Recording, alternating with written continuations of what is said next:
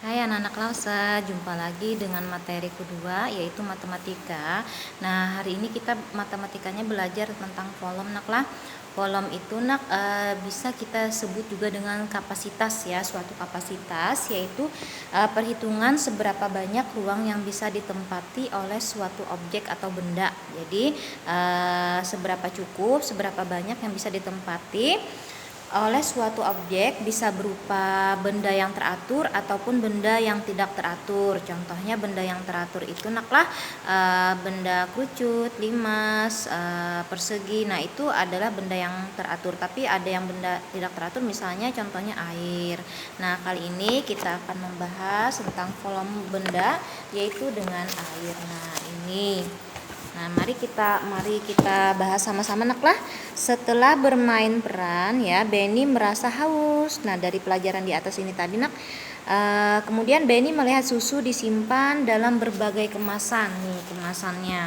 Nih ada kemasan kotak yang pertama lebih besar, ada kotak kemasan yang B, kemudian kotak kemasan yang C. Nah, ini volume bendanya ini volumenya ini yang lebih banyak adalah yang bagian A karena kapasitas bendanya, tempatnya, wadahnya ini lebih banyak. Nah, kemudian kita lihat kembali sebelahnya. Nah, ini. Nah, bisa lihat kemasan A ya, kemasan A ini. Nah, ini kemasan A diisi dengan susu yang terdapat dalam kemasan B. Jadi ada dua kemasan B dulu baru bisa penuh volumenya ini yang kemasan A. Kemudian volume kemasan A adalah sama dengan 2 kemasan B. Jadi isinya volumenya ini sama dengan 2 buah volume B. Kemudian kemasan A diisi dengan air yang terdapat dalam kemasan C. Nah, ini misalnya airnya ya. Nah, ini ada air. Kemudian volume kemasan A sama dengan 4 kemasan C. Jadi ini A ini lebih tinggi Jadi untuk memenuhi volumenya ini, untuk memenuhi semuanya ini, maka berasal dari 4 kemasan dulu baru dia penuh.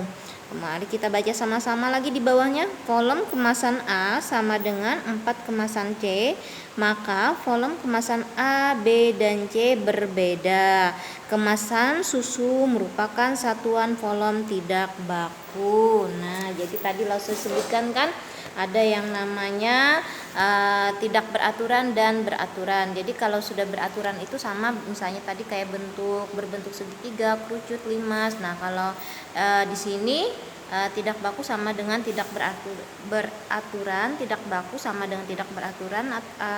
Contohnya seperti air tadi. Jadi air itu kan bendanya itu menyesuaikan tempatnya. Ya, nah nanti ada latihan Lause kirim ya.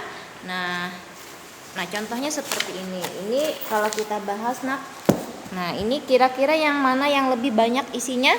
Yang mana? Ayo, yang bagian A, karena dia lebih besar volumenya, ini berarti lebih banyak. Yang lebih sedikit adalah yang bagian 3. Nah, mudah kan tentang pelajaran materi kita yaitu tentang volume.